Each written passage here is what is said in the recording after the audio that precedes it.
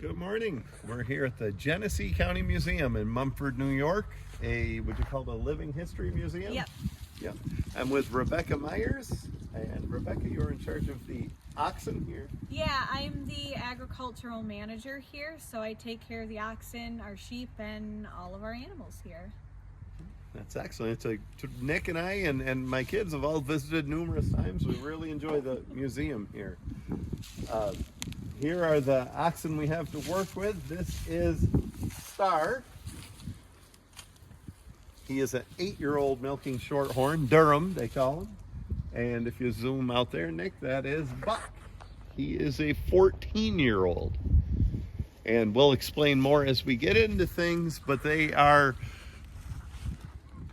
both without a teammate. Both of these had a different teammate that was lost and from health issues, and we ultimately would like to pair these guys together. Well, do you think we should bring them in and get them fed and get acquainted? All right. I should.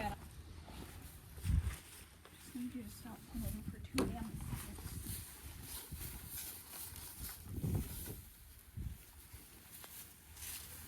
seconds.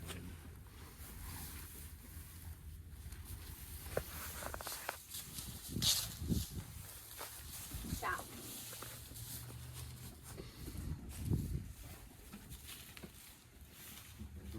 Here? Yeah, I know. Oh, no, I'm not. Oh, I'm okay, telling sorry. you. Saying that for myself. That's what happens when you don't want to listen.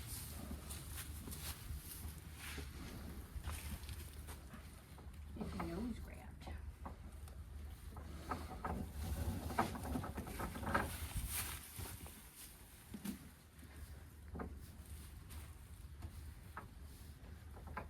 Didn't like that, did you? Mm-mm. That happens when you're going to be rude and have an attitude.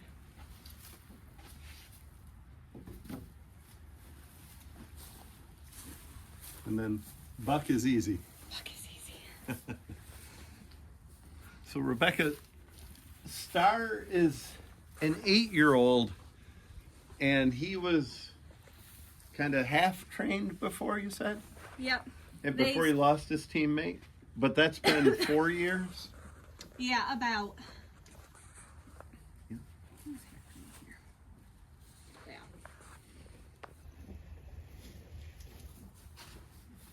How are they about being separated now that they've gotten used to each other?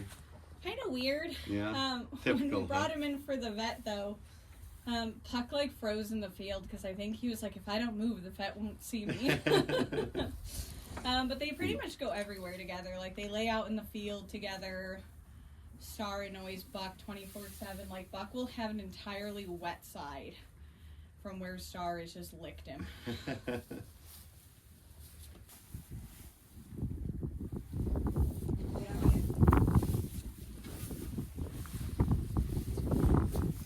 like to trick you into going.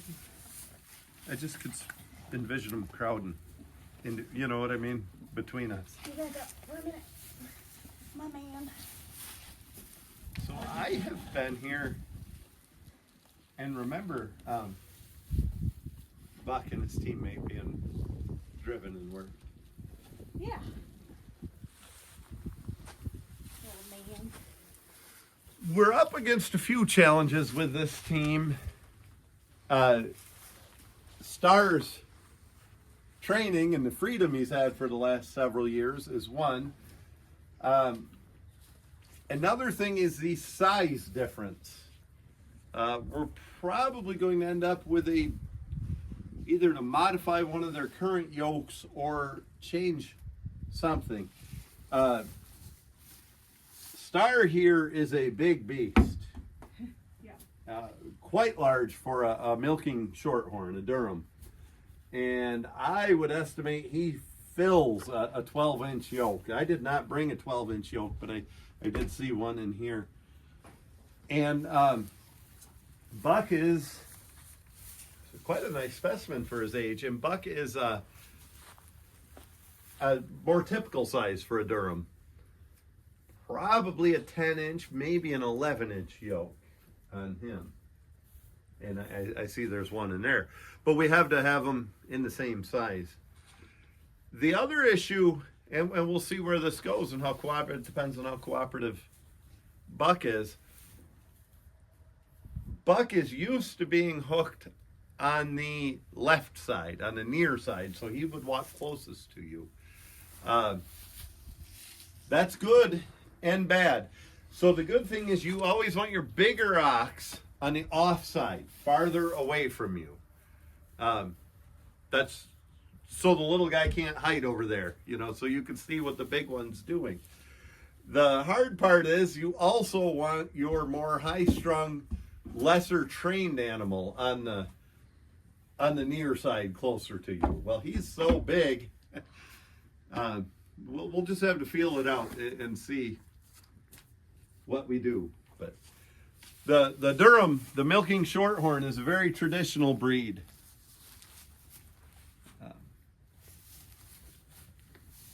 The very popular up in the New England states.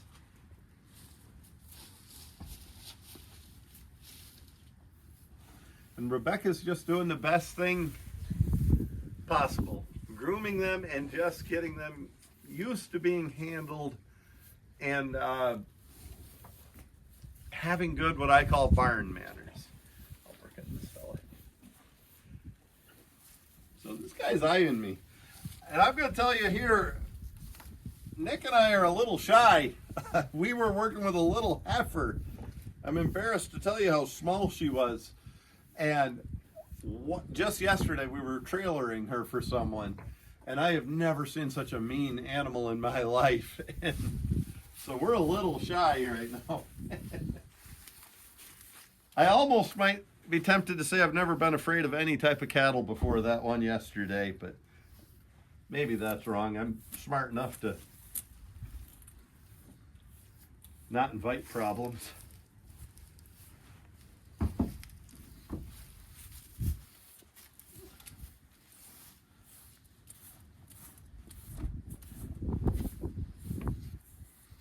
And Star here did not like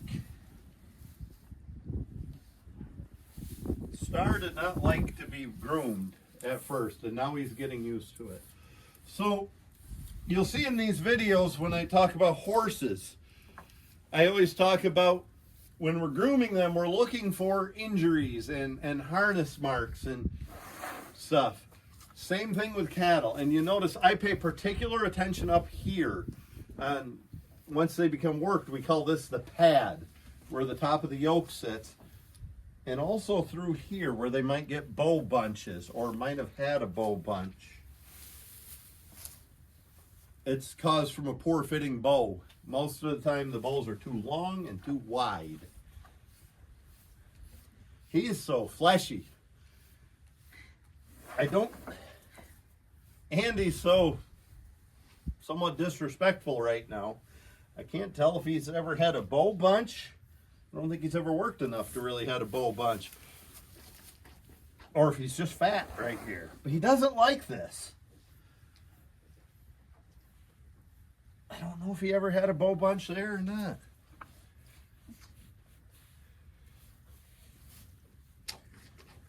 It kind of looks it when you see a little swelling here. And that would be about the right spot for it.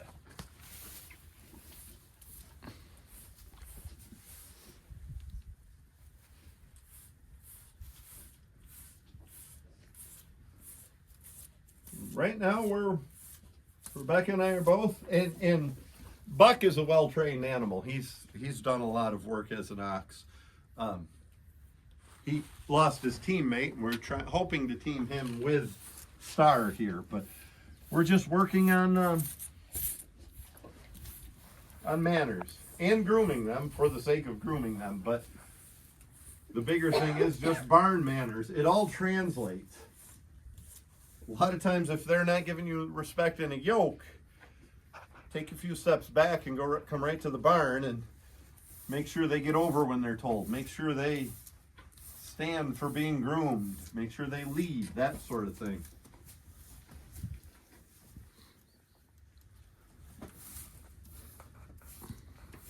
as with anything, this isn't going to happen today. It's not going to happen quick. We're not going to go from 2 single ox and one that's somewhat green broke 4 years ago to a team that drives nicely today.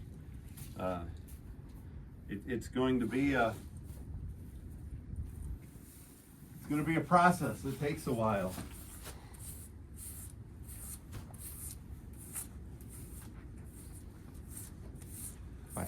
You know, he doesn't seem to be sensitive anywhere but up on that neck. Not on his hocks, not where there's a little manure caked on him. Nothing like that. The location of this and how sensitive he is. See that when I touch him, see how he reacts? Like we talk about in the horse videos, you have to listen to them. Don't I, Doopy? Tells me he had a bow bunch, and we're gonna have to fit things accordingly. That, you see the little swelling I'm talking about, that can open up again and become a problem. And if he's uncomfortable in the bow, in the yoke, we might not ever get him trained. So we're gonna likely have him on the off side at some point. Stand over is the command. He is a big boy. He's 6 foot tall.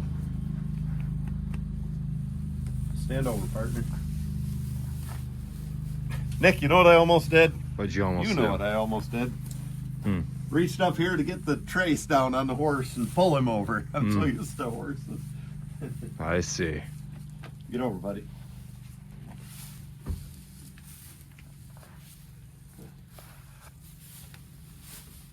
So, of course, you're always a little careful around the head and let them be the guide as to how much they're comfortable with. Again, let's really study the top of the neck here, the pad.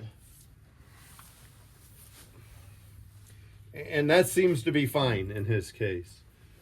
Just so you didn't throw those horns at me, partner.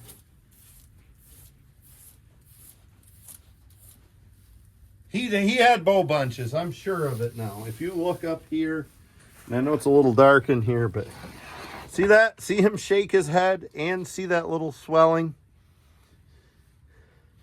I only had to deal with bow bunches once. I'm going to have to refer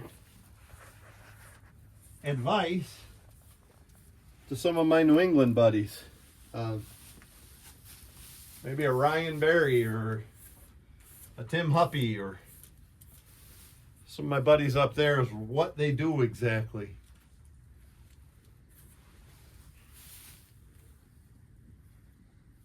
I've got one idea what we could do, Rebecca. It wouldn't be traditional to Genesee County. We could put them in a head yoke and you really have control of them and they really behave. Yeah. It's a whole different style of training and work.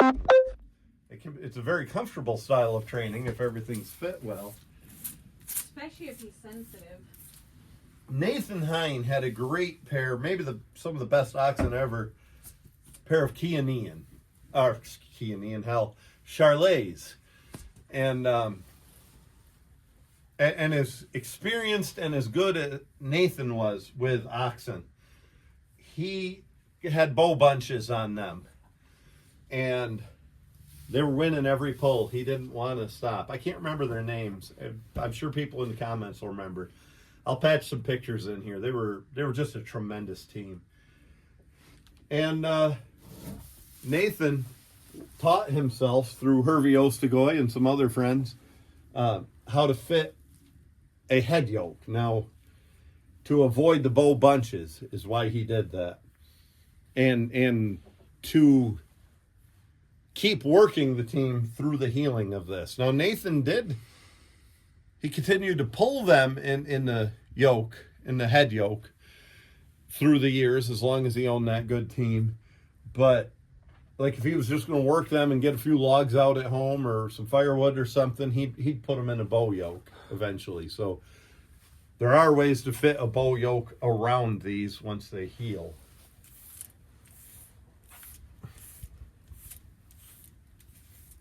Look, Nicky likes it.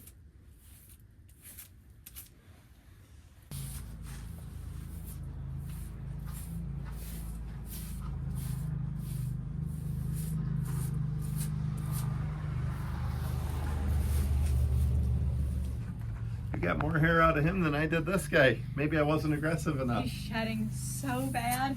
He's gonna be bald.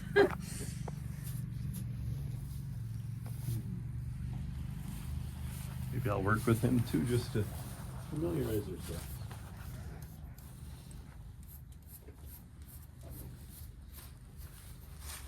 Buddy. So this horn is still safe. It's something you want to watch through the years. They can actually pierce themselves as a horn grows like that, but it looks like it's trained itself, or somebody has specifically trained this horn to start growing away from his head, because you can have issues there. Again, I'm checking for bunches and sores and galls. Rebecca's just thoroughly groomed this guy. I'm familiarizing myself with him, familiarizing him with me. Top of the neck's in good shape. I think the bottom of the neck's in pretty good shape. He's a nice animal. He's both of them actually. They're good typey animals. This fella's 14 years old and he still carries good characteristics. Good feet and legs. They've recently been trimmed on their feet. Good top line on both of them. No sickle hock. Some shorthorns are prone to that. These guys are not. Took over when they had a lot of turnover. I'm asking a leading question. Yes. Because somebody with an ill-fitting yoke caused that issue on him. Yes. Yeah. Yep. And I could tell by my eyeball that Buck doesn't belong. I think Star belongs in this size, but I don't think Buck does. Yeah. That might be a lot closer. Yeah, this was the yoke that they had on Buck and Dan previously. This I only know from pictures of them working.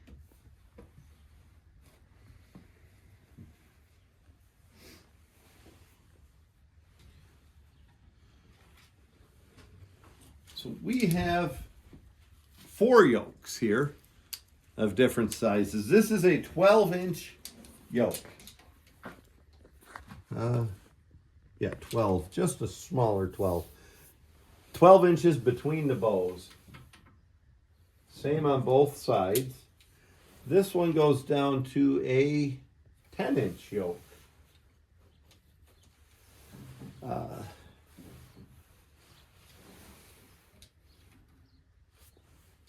6 inches and a 9-inch yoke. So we have 4 different sizes, as you have different size teams or as your cattle grow.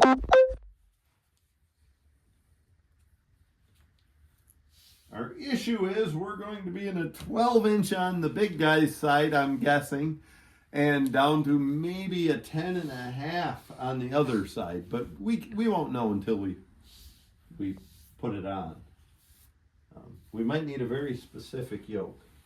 So the yokes, I guess the place to talk about this would be on the cattle.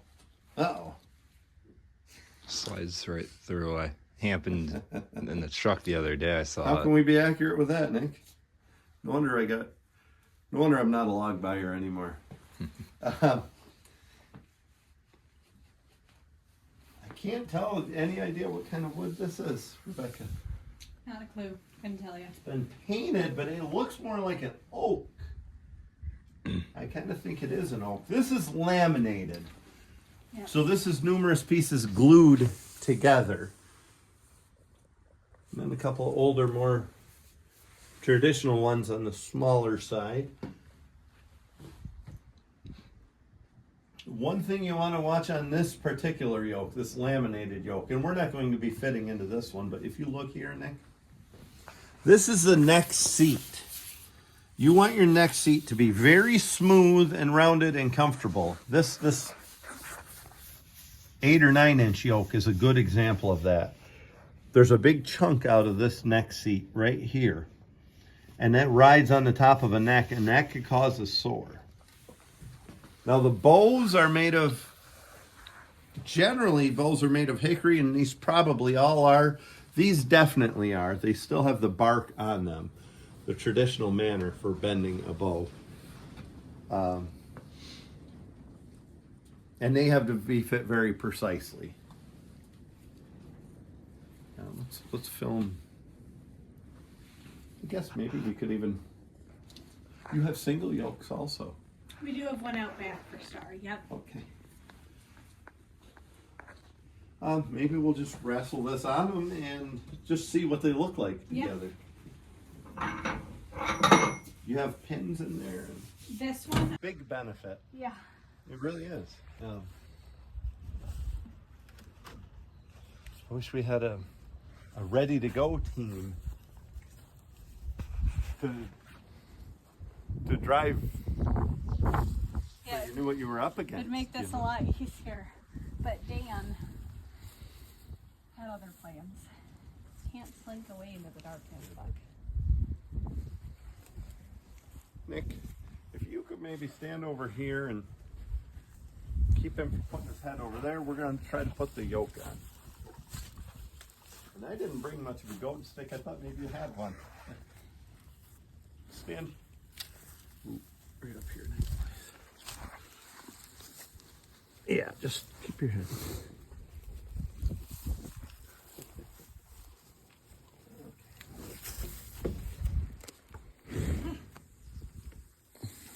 Star things to do, Star. So it's always a good idea to keep your bows inside the yoke. They will spread out and open with time. So when you're storing the yoke, keep the bows inside it.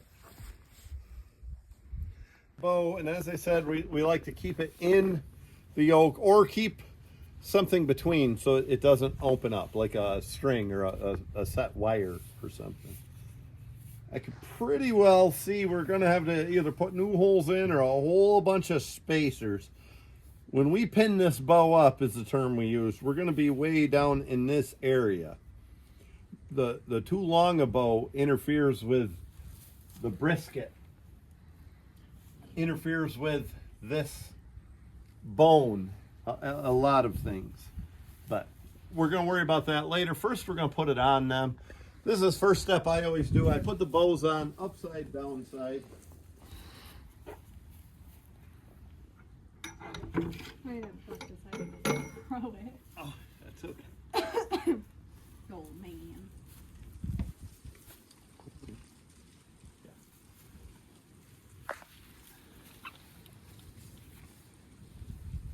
And we're going to put the world's heaviest yoke on them. It really is. This is, I believe it's red oak. And that's not very traditional for an ox yoke. Just like horses, just like anything. Let them see what it is. There, show them it's not going to hurt them. There usually is a front and a back to the yokes. And I can't tell which is which. A lot of guys put a mark on them so you can tell which is which. I don't see a mark. These holes are not centered. So if you see what I mean, Rebecca, they're not dead center, which would be here. Oh, yeah. That might indicate something to me. I'm going to guess that would mean this is the back of the yoke and this is the front, the way they build it, if the holes are not centered. So this is a really heavy yoke. 150 pounds maybe. I mean, it's heavy. And it's not an easy weight to carry. The way to do this, and what you should do is start when they're just calves. But the way to do this is to put it on your off ox first. So off is the right side. Star he has the Star, would be the off ox. So I stand the yoke upright like this, and then I generally can get this yoke started about the time he swings his horns at me.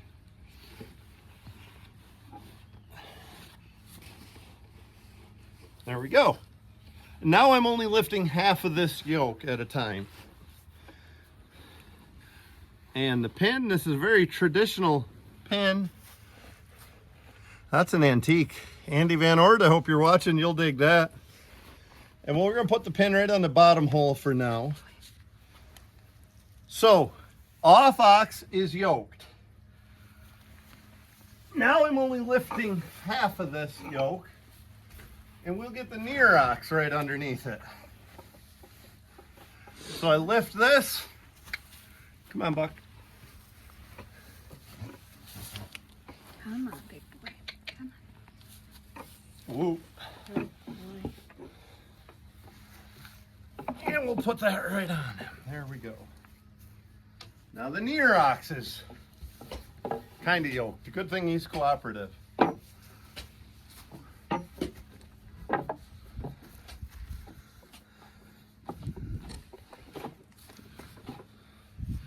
And the other key. And I like to put the keys on, we put the keys on the inside facing the back. And there they are. Now you'd think they're ready to go to work, but they're not. We would have issues, I think. They need more training before anything. And to be real honest with you, this is an uphill battle with a green broke over a ton, well over a ton, 6 foot tall ox, and a 14-year-old that's smaller, who's quite docile and trained. And I think we're hooking this guy on the opposite side of what we're used to.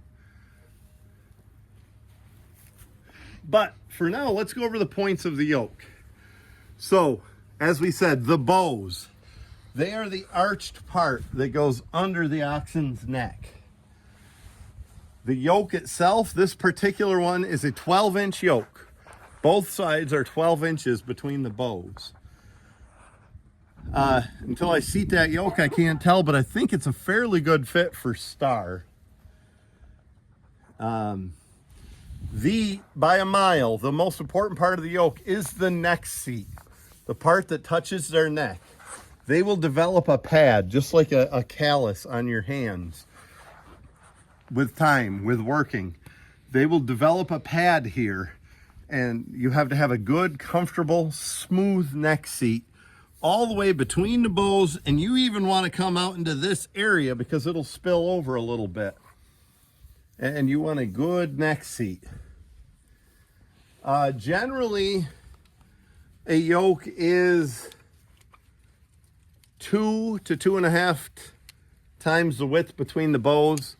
So for easy numbers, let's do it's 2.5 times the width between the bows. A 10-inch yoke would be 25 inches wide. 12 inches is what, Nick? 12 and 12 is 24, and 6 sounds like 30 inches. 30 inches, it's a nice pattern. Some people go a little wider. I have a wider yoke that I like to use for plowing. 2.5 inches, 2.5 times between the width of the bows is a good number to start with. About time to give up on the old scale stick. I like the way this guy settled right down here in the yoke. This is your staple. This is a traditional staple made right here, I'm sure, on the grounds at the blacksmith shop. And it comes up through the yoke, and it's pinned in place. If you get a head up on top, Nick, you can see the figure 8 pattern and this pin right in place. And this has one ring, and this is a forged ring here at the blacksmith shop. A lot of yokes have 2 rings. This one has 1. and it rides right in here. The bottom part is called the belly of the yoke. And you can see, even as big as this is, being red oak, they did cut away some weight in the middle, but left it nice and wide on the next seat. You could probably also cut away a little weight right here. It's still heavy. And heck, I mean, with Star's level of training, maybe we'll be awful happy to have something that heavy and he won't break it. Now, this is a neck yoke, what we use traditionally in our New England states and throughout America here. Up into Canada, and some people have switched over into New England, they use what's called a head yoke. And I don't have an example of that to show you. But the head yoke, the front of the yoke rather, is carved with absolute precision to fit the back of the oxen's horns and ride right here to fit the back of the horns. And from there, that'll be carved absolutely precise. Even something as small as that little ridge is accounted for when you carve that yoke to make it comfortable on him. And the yoke will ride, it'll sit above their ears and ride right forward on that horn, and it is strapped down on both sides with nylon or leather straps, and they strap it tight. The traditional Nova Scotian guys, and they have great tradition of oxen up there. You'll actually see them put their knee here and give it a pull. And the oxen wear pads, but under this strap that straps the yoke to the horn, they wear a pad, just similar to what we would on a collar pad on a horse. They're leather pads. And they get quite decorative, but they're functional, but a lot of them like a real decorative pad with some spotting and decoration on it. The Nova Scotian oxen also wear bells. It's a different style yoking, and they don't have much freedom with their head. And they too tend to behave well. There are pros and cons. They can be very comfortable in this yoke. They can pull very well from up here on the head yoke. They don't have as much flexibility for rough ground or maybe even plowing, where one's down low in furrow and the other one's up higher. You have to have horns. I mean, you can't have pulled animals. And I'm not even sure his horn would work I don't know if you could get in there and thread I'm not an expert on the head yoke, but maybe not you could do that. The other advantage, you can cause issues here, and you can make them uncomfortable here, but you're not going to get the bow bunches. Anyway, just telling you about the different styles of yoke that are available. So the Nova Scotian style, they wear a bell, a cowbell, just like the Saturday Night Live skit. And so they can hear what their cattle are doing back there. And they drive from in front. Up here, they drive from in front. And when they're pulling their teams, they pull from here. And a lot of the guys actually pull with them. Because with this yoke riding right up here, it's almost like a blinder. And your cattle can't see you when you're in the more traditional spot of driving on the left. So, that's not what we have on here. We have the American style, which is traditional to this area, Genesee County. Let's talk about fit.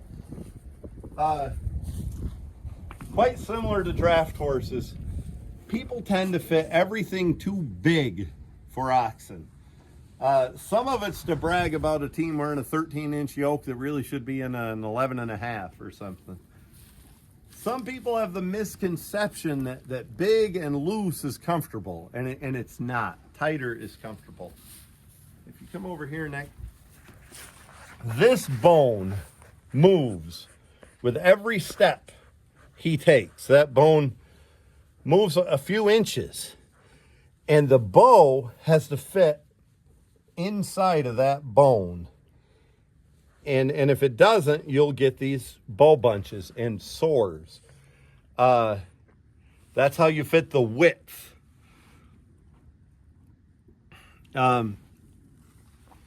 That's why a horse collar does not work on an ox, because this bone moves, and he would have a sore very quickly every step he took. It's more solid on a horse. I, one time, just for exhibition, put a horse collar on upside down on an ox and got away with it. I saw a picture on the internet. I think it was Saskatchewan, Canada. I'm picking on the Canucks, but I think it was up there in Saskatchewan, and they had a horse collar and bits and lines. They had their oxen rigged the way we would horses, and what awful sores they had on their poor necks from the horse collar.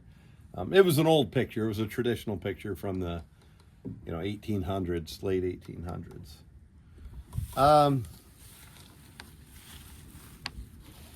I gotta get them to raise their heads to show you a little more. To be real honest with you, this 12-inch yoke doesn't look too bad on Star.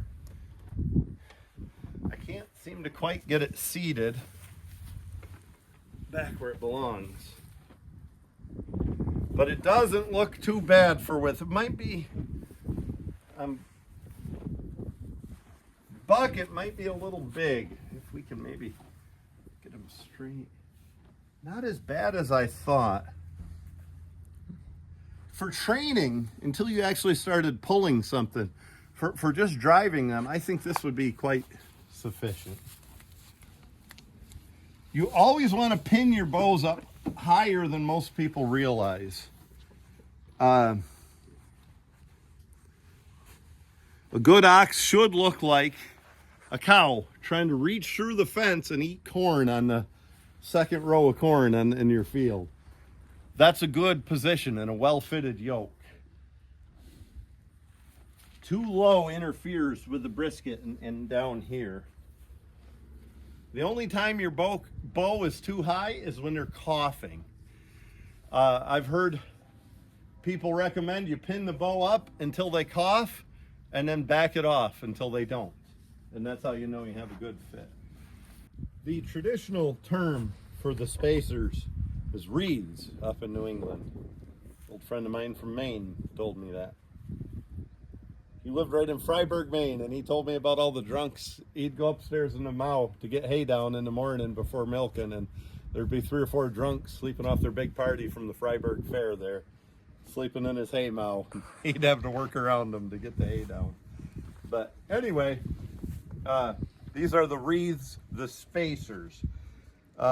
Mine are just made of leather or rubber. I've seen people take cutting boards and make spacers out of cutting, like a fiberglass type of cutting board. Wood spacers also work. They can split with time. Let's put a few on you there, Star.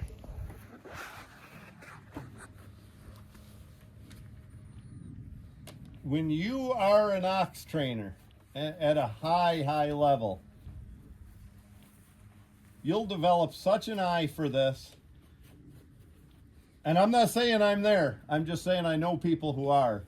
You'll develop such an eye for this that you'll be ready to take one of these little spacers out or put it back in, and it'll make a difference in your cattle and how they pull and how they in their comfort and fit. Same way with horsemen. When you are a top horseman, we have the spacers on the draft on the collar. I'm kind of mixing some metaphors here, but good horsemen will know when to put 2 washers on or take 2 out to really dial that in well. So I'm just guessing at all this, and we're not going to work today with these guys. We might walk them, but we're not going to go to work on them with them. We're not going to pull anything. So I'm just guessing at where the spacers might need to be. Or if we, hey, Lost my train of thought, Nick. Oh, just showing you what the wreaths, the spacers are. One thing that I'm thrilled about, Rebecca, is Star, the second he got a yoke on, that he got this bow on, he's a different animal. He settled right in. Maybe his training retained. I always kind of say that with a horse, that once they get a collar on, they should behave different. And it should be my time, not theirs. And with oxen, I always say, once I put that bow on, it's time to listen and do my commands. And it looks like he's ready for that. Buck, he's 14. He's just an old cooperative soul, isn't he? It's been a while since oxen have been driven here at the museum. And they didn't have a goad stick, and I didn't bring one. Well, I did, but I brought my little short one for calves. But I think, I'm 6'3". I think I can reach and make this work a little bit. A horsewhip would work fine too. A lot of people drive with a horsewhip. A traditional goad stick is made out of white oak. It's like 4.5 or 5 feet long, depending on how big your team is. You should be able to fit a 1/2-inch washer down a long ways. That's what a traditional goad stick is. They also have lash whips that are about this long. They have a nice lash on there. A lot of the Nova Scotians use them. Because I'm Brant and I jump into things before we're ready. I like this guy's, again, I'm always listening to the animal, what they're telling me. Just like when I was touching his neck and he's telling me he's sore down there still. Well, his posture and mannerisms are telling me he's pretty comfortable in a yoke. I'm going to try to drive these fellas a little bit.